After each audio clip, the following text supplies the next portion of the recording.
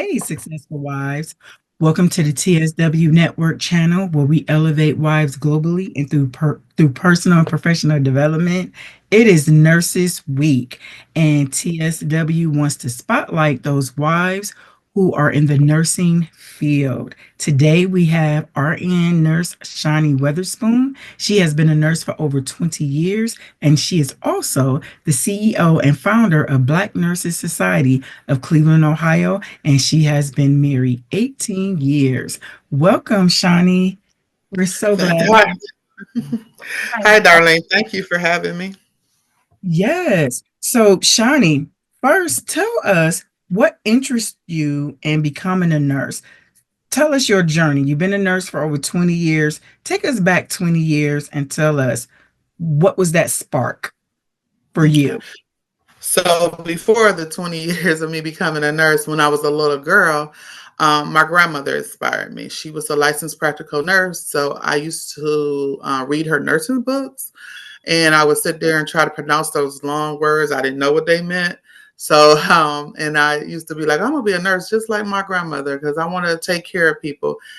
And it just inspired me. And she wore her little white uniform and everything, so I wanted to be a nurse. And then I also I tell my students now, I said, oh, I thought nursing was like General Hospital. So that kind of, on General Hospital, the nurses was all in their little white scrubs and dating the doctors and everything. But hey, so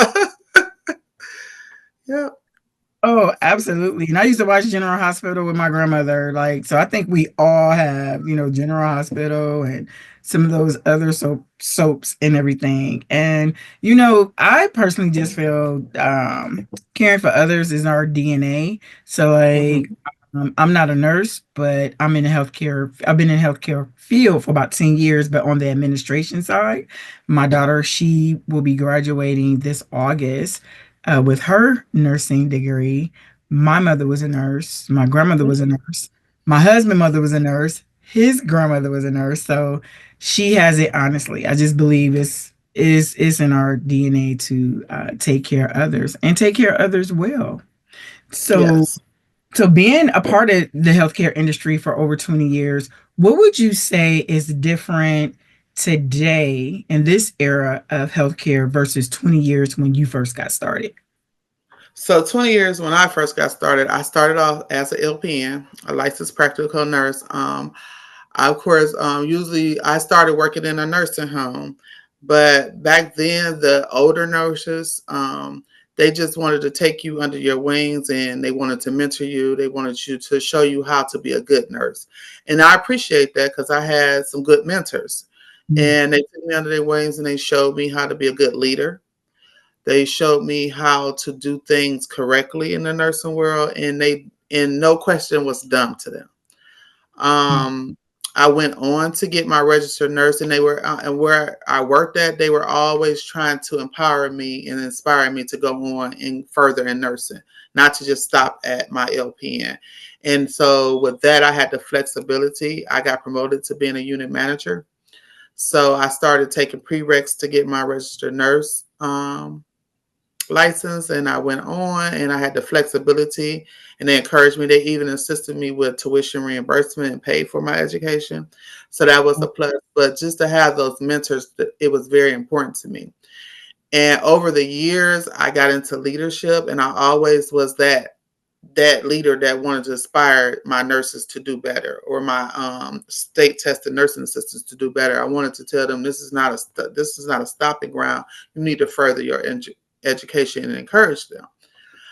Sometimes healthcare can become very political. I think I've been in leadership for a long time, and I kind of I had to say, hold up, wait a minute, do I still want to be part of this? Because I'm here for the caring part. I'm not here for the making money part, if that makes sense. Mhm.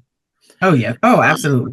that was Absolutely. always installed in me, even through schooling. I had a professor who told me, she was like, if you guys are in this for the money, this is the wrong field. You gotta first care. That's the first aspect of being in any part of healthcare is caring. Yes. Yes. That And it's that's the difference I balancing. see now. I see healthcare just about the money, making the money. It Yeah. should be about quality care and caring. Well, let me ask you this: can it be both? It Is it can. possible to be It both? can. It can, but it needs to be evenly. I know you got to make money to be able to pay the nurses to do their job, and yes, we want to be paid a good salary, but you Mhm. have to also care, and you got to be. Although you're getting that good salary, you still got to have that caring aspect of it. So you want to make sure Yes, that you're giving quality care. So it can be I both. I agree. Question: have you ever watched those shows? You know, your Grey's Anatomies, the Residents, and A- Astrodam. How close are those TV shows to what actually goes on? I've always wanted to ask a nurse or a doctor, like, is it Uh, like that, like in real life every day? Like, how I close? used to didn't not to I used to didn't watch them type of shows. I'd be like on there trying to critique them. Like, no, why they got that IV in there like that? That ain't how it go. But I think as shows have went on, like The Residents, Hmm. I actually just watched this show on Netflix called The Pulse, and it was very good. And Okay. that was reality. That is something that I would say I would see in the nursing field, and something that would happen in healthcare. Stuff that Okay. happened because they actually cared about the patients. And then Okay. you saw on the out in on the backside of the relationships in the political part, and the being in administration, and how if you don't do what they want you to do, how they can take you and put you back some and put somebody else in your place. So Yeah. it that was reality to me. Okay. House, I used to watch House. House was funny, and we do have some Doctor Houses that Okay. think they're God and talk to you any kind of way and are direct. So that some of that was reality too. Okay. I Yeah, haven't watched the Pulse yet. I've been seeing the previews like on my very Netflix. good. So I'm gonna definitely watch that now. Definitely watch that. So let me ask, so next question, I want to talk about you. I know earlier when we were talking, you were saying how you went to school and you had three children. So you had a support system. A lot of people don't have Yes. that support system. So how important is and was that support system for you with your three children? How did the family and your faith, how was that instrumental into your journey of becoming? It was very, very, very important, because if I didn't have that support system, someone there to keep my children when I had to study, when I had to be to class, and I work full time. So you to balance all that, because you have to. I know some nursing schools don't want you to work full time, but if you're part of that statistic where you already have children and stuff, you have to work, especially if you're a single mom. So that support system was very big. My grandmother was part of that support system. My mother and my aunts and uncles. I don't know. I had kids. My kids were in school, so I might have had to be at school or be at work at 7 o'clock in the morning, and my kids didn't have to be at school at 8 o'clock. So I had someone there to support me and take them to school. And then when they got out of school, I might not have been able to pick them up from school, so they were there to pick them up from school and help them with their homework, because I might have been in class or had to work a later shift. So that support is so important.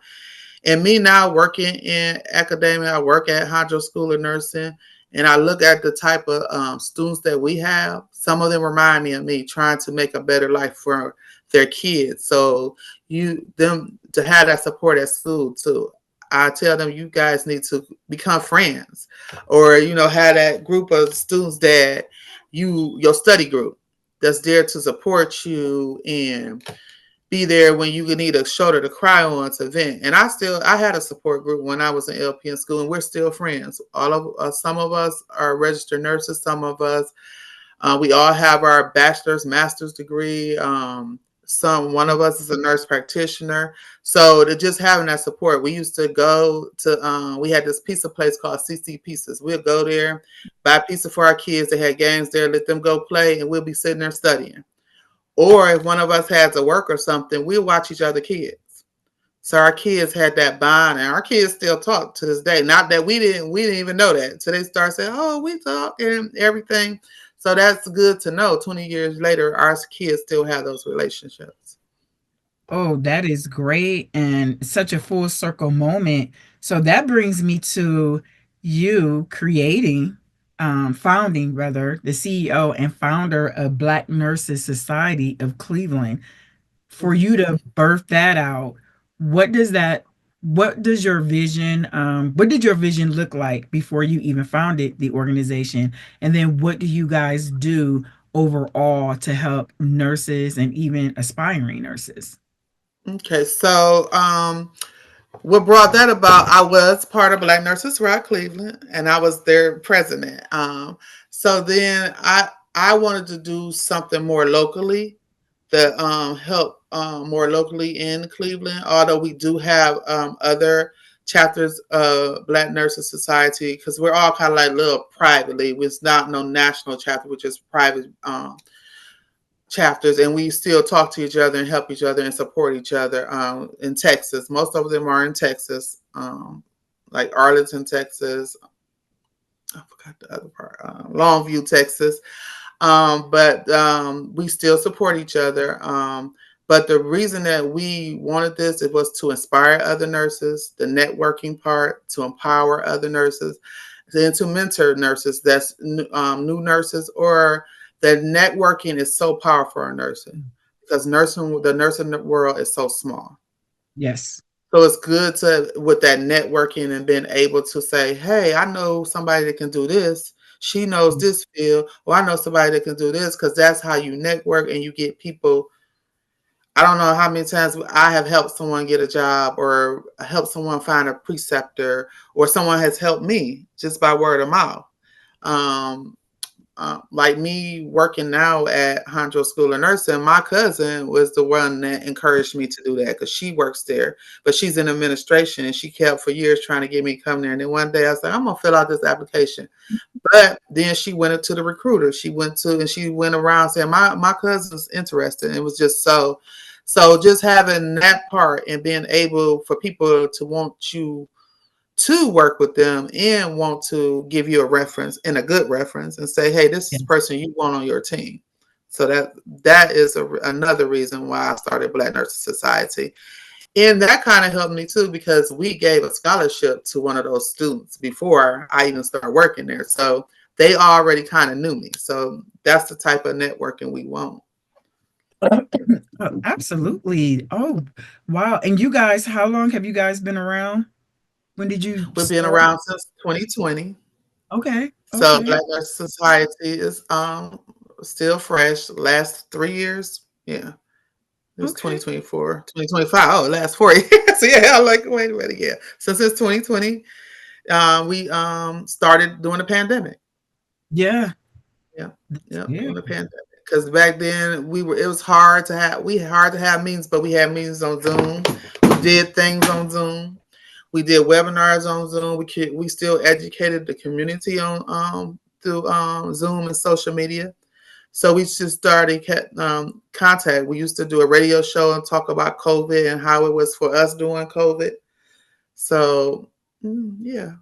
This is good. And as I'm listening to you, that's it's such a powerful and much needed amongst us in terms of networking, but also just talking about the different strategies or different things that nurses go through.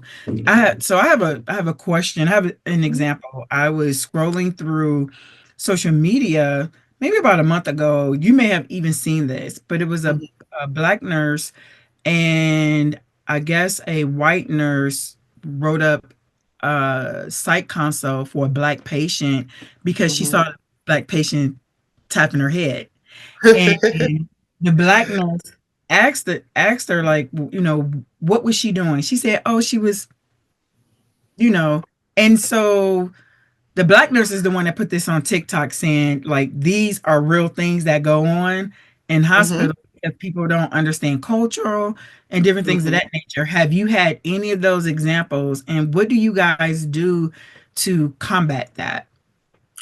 So sometimes that's why when you are getting educated in school, you have cultural classes, and we talk about that in class, because you have to understand people different cultures. Like that patient, if I would have saw that patient just patting her head, and if she had like any kind of a stitches or something, I would have knew she was patting her head because it was itching. I Itching. pat my head sometimes, and I forget that I'm in public. Like, oh, let me start patting my head. They go say something. But that was I think that I didn't see that TikTok, but I just think that was um a white nurse that didn't understand our culture, didn't understand the patient, and instead of asking or consulting with somebody else, she just went on and figured something was wrong with the patient and wrote out a consult. Because Any usually, particular reason? if I see something I don't understand about a culture, I'm going to go ask. I'm going to look it up. I always say Google is your best friend. Mhm. Sometimes it can help you to understand things that you don't understand. And we have to learn not to be biased. That And was yes, that we was have that important. a lot. And I used to work in the sickle cell clinic. And one of the reasons why I had to leave that the I didn't I love working in a sickle cell clinic because my aunt has sickle cell, and I wrote a children's book about sickle cell disease. So that was like my baby. But to see how biased some of the nurses could be because this patient was in pain and you think they're just drug seeking, but where Mhm, you pain is subjective. Pain is not objective. You can't say that this patient is drug seeking where because they're on their cell phone. That's a distraction for them. For they don't have to think about this chronic pain that they go through all the time. They don't have regular red blood cells like us. Their blood cells are sickle and they're trying to get to their bloodstream, which is causing the pain. mhm. But sometimes people don't understand that just because they're asking you, can I have my oxycodone? And then when they ask you when the next dose is, or they're watching the clock, because that person is in pain. And sickle cell crisis is so painful. They be balled up in the fetal position. So how can you be so biased to that fact? So yes, I have seen that. So, what is I'm about to ask to me, a common sense question. Why couldn't that nurse just simply ask the patient, "Oh, you're tapping your head. Is there something wrong?" Or, if someone is in pain and they're asking for that next dose, but they're not Mhm, drug seeking, it's because they're in pain. Why not mhm. just simply ask the question? 'Cause they don't understand and they're scared. Because Mm, sometimes they are there. Sometimes I feel that they're scared because what they see. Right now we have social media and what they see on social media and how the African Americans are portrayed on social mm, media.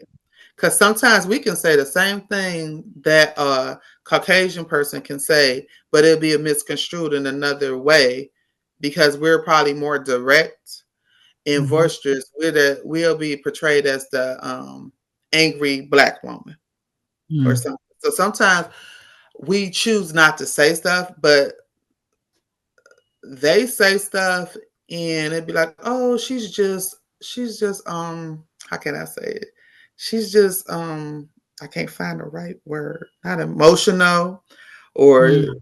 she's just strong headed about that. But if we say, oh, she's angry, and I'm sure you've seen it in your line of work. So sometimes Oh, yeah.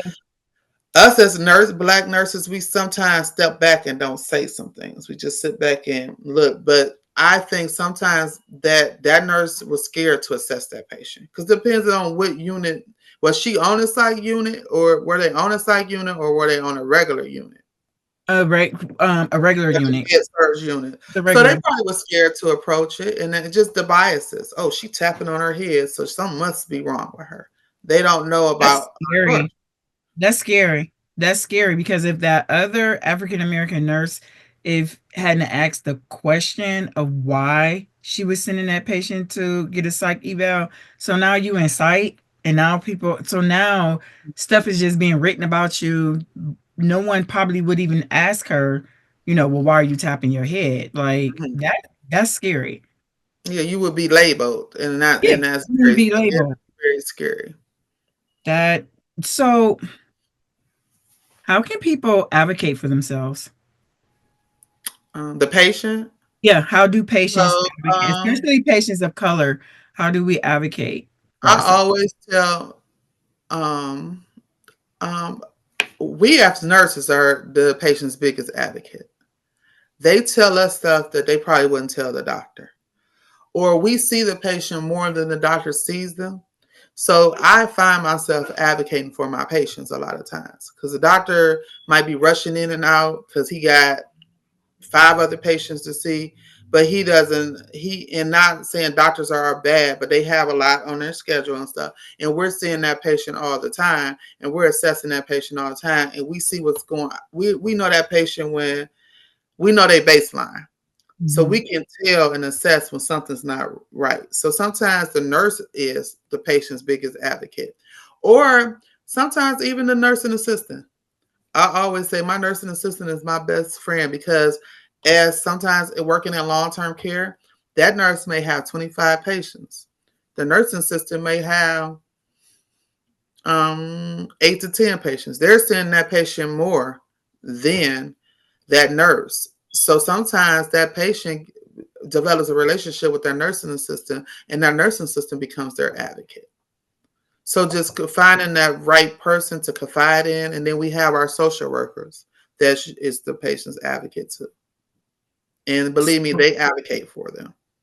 and you know what? That is good to hear. So, but so in terms of a patient advocating for themselves, so for an example, if I go to the hospital and I have pain, but I'm being ignored, how can a patient advocate for themselves and the nurse isn't around, the nursing assistant isn't around, the social worker isn't there. No one has gotten here yet, but I'm telling my doctor I'm in pain. I'm in pain, Mhm. and doctor like, just take ibuprofen, go home, call us. Take two aspirins, call us in the morning. But the pain, you know, is there in whatever it is, and the ibuprofen. This is not going to work. You can have anything could be wrong with you. So, how does a patient advocate for themselves in those situations? Do they just wait to talk to you guys? Like, how am I going to advocate as a patient? I would tell them there's always a social worker or a patient advocate that's in the hospitals. Okay. So they can talk to them and ask for another doctor if you're not getting what you need out of these doctors. Because it's very hard to get narcotics these days because of the opiate epidemic. So a Yeah. doctor, it's not that the doctor does not want to give it to you, is that he's afraid because he's being looked at. The DNA, they have to, they are being managed by the DEA. So Yeah. every prescription that Yeah. they write goes there. So they're very careful who they're going to write that narcotic for. So sometimes it may not be drugs. Yeah. It could be a woman that just, gave birth, and Yeah. she in pain. She's not looking for any opioids, but Yeah. it's something else. So I'm saying like, in general, whatever that is, because we're constantly seeing how black and brown people are dying and they didn't Hmm. have to all because someone didn't listen to them. And it's something Yeah. so minor. If someone had to just listen to them, they would Hmm. still be alive. So Yes. yeah. So yeah, I would say keep on advocating and have your family there to advocate for you. I always say have your family there because if you have Yes. somebody there with you to advocate for you, they're gonna listen to you. Not saying they shouldn't. They should always listen to the patient, but always have that support there to listen, to be there to support you and be there to talk to those doctors and say, hey, something going on in my loved one. They saying they're still in pain. Someone needs to check them and look at them. Yes. Everybody that comes in that room, something's going on. I know what they look like on their baseline. You need to check them. Yeah. Like I Absolutely. said, that patient advocate is on. If you go in the hallways, it's on the patient doors, it's in that brochure. Call that number because they're gonna look into it. Or go to Mm. that the nurse manager. They're on the Yes. floors. They're there. The charge nurse. Go to them. Charge nurse. Mm-hmm. Yes. Yep. Yep. Okay. No, that's good because I mean, people need to know that they can't advocate for themselves. Yeah. Yeah. and Yeah, advocate for a family member. It's yeah, okay to speak up. It's yes. It's okay. okay to speak up. Don't be quiet. Speak up. Let your voice be heard. Okay, so I want to circle back to being a wife. You had talked about, so you were a single mom, going through school. So when you got married, how has your husband supported you? I don't know if you were already a full-time nurse, had already graduated from school when you got married, but either way, how does your husband support you, being a wife, and how do you balance that? Okay, so when I met my husband, I was an LPN. So when we got married on Sunday. That that Monday was the holiday. That Tuesday, I started RN school. Ah, So okay. he supported me through my RN school. He was always a support. I would work, go to school. He would take the kids to school, make sure they ate. He was just that support. Then I got my registered nurse, and matter of fact, while I was in RN school, I became pregnant with my our last child. Matter of fact, I was in my OB rotation when I got pregnant with my last child. So when I graduated from school, I went into labor. I was at clinicals and went into labor. Wow. So Wow. I missed my last clinical, but I finished that through my preceptor. And when I went to graduation, I was holding the baby. Holding the baby. I was going to ask you that. Was you holding the baby? Yes. Cross. Yeah, she was born December 5th. I graduated December 20th because school ended. I want to say school ended in the year, like we always graduate like May or something like that. Mhm. And then graduation would be like in December. So yes, Oh, she oh, was good. Yeah. that is so awesome. What boundaries? So being a nurse, being a wife, because being a wife, we wear so many different hats. Mhm. We're a wife, we're a mother, auntie. Some of us are grandparents are already. So how do Yes. you set boundaries for yourself with all your different roles and still managing self-care for yourself? So I had to learn that. Yeah, we all did. I had to learn that. So early in my career, so I was in leadership. So early in my career, when I first got married, I was a registered nurse. I did what we call MDS. That was the assessment nurse. That was part of leadership. Basically, we got the money for the facilities. We had Mhm. to assess the patient. We did the care planning, and we did assessments on the patients, saying this is what we did to take care of this patient, and Medicaid and Medicare paid it. So that was a full time job, and being in management, sometimes you bring work home with you. So I would Mhm. bring work home with me, um, and I still did it for a while. I did it for a while because then after I left one job and went to another job, I was still the MDS coordinator, head of the MDS department. So I'm very anal. I want things done right, had Mhm. deadlines, had to have the right team to do stuff. Then I got promoted to being the facility I worked for. They were developing a hospice. So I helped them develop that business from ground up. That was my they used to tell me that's your baby, that's your business. You do what you. I developed my team and everything, and I used to bring work home. That I would bring work home with me and bring things that happen at work home with me. So I had to learn how to separate that. But I think that I worked for that facility running their hospice as the administrator for I worked there for 13 years. I worked as the hospice administrator for, I want to say 12, 11 of those years. When I left there, my husband was like, "You a different person." Because I didn't bring that home. That's about that time I learned how to separate work Yeah. and Mhm. home. I want to go somewhere where I'm not the boss. All I am is worried about what Shani did. So that's when Yeah. I was working at Simon Cancer Center, University Hospital, and I worked in a sickle cell clinic. So I Okay. went there and I worked there, and I felt like I don't have to worry about what nobody else do. I'm just responsible for Shani, but that's not Shani because Shani still advocated for her patients. So, but I left it at work. I didn't bring it home. Yeah. That No. is the difference.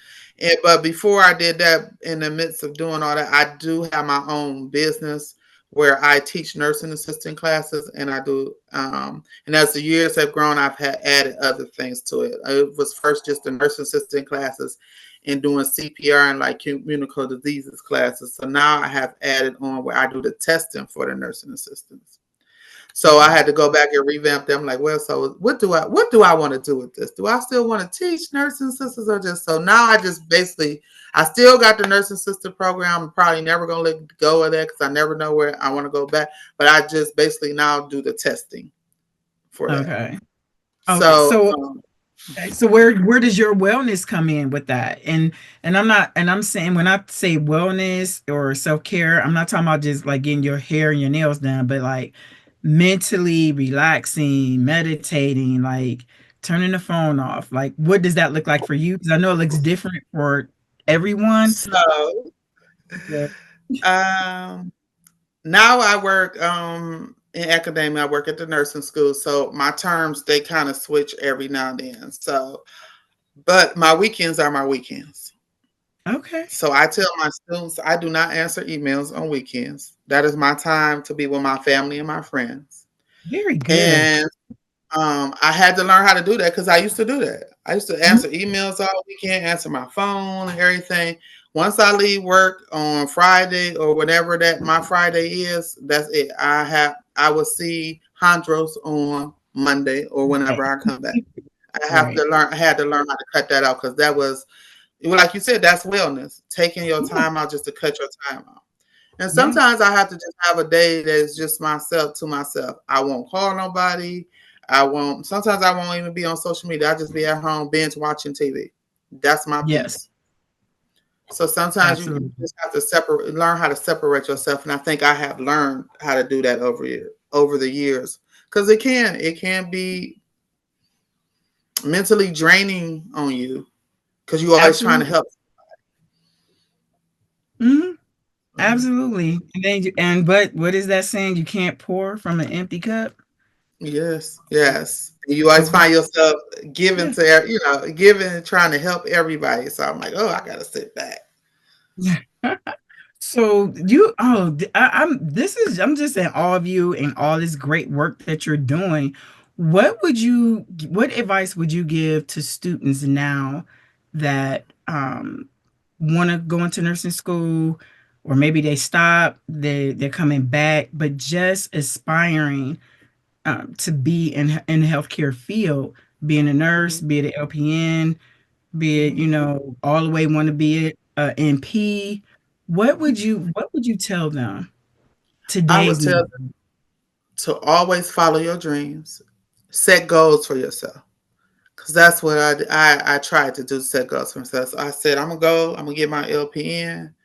I'm gonna work for 1 to 2 years, and then I'm gonna have go back and get my RN. Once I got my RN, I set goals for myself. I said, "Oh, by the time I turn 45, I'm gonna have my BSN."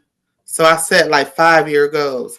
Oh, by the Yeah. time I turn 46 or before I turn 50, I'm gonna have my master's degree. And Mhm. now I am working on my DMP. I took a little break. I got to get back in there. And I said before I turn 55, I'm gonna be Dr. Shiny Weatherspoon. That's right. That's So right. I have to Say that set those again. I like goals the for sound of that. Doctor, Doctor who? Shiny, Dr. Shiny Walker Weatherspoon. I So love it. that's my goal I have for myself. I am 52. I'll be 53 this year.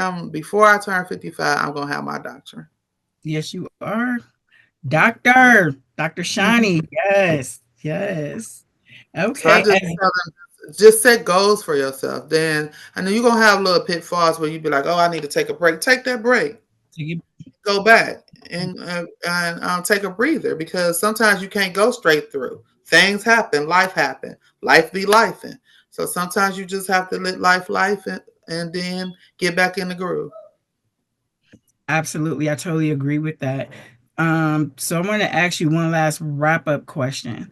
And I always say this to my wives: marriage teach you more about you than it does Yeah. your spouse. It does. Marriage teach you more about yourself. What has marriage taught Johnny? Mm. What has Bears taught Shani? That Shani has to know that everything it ain't about Shani.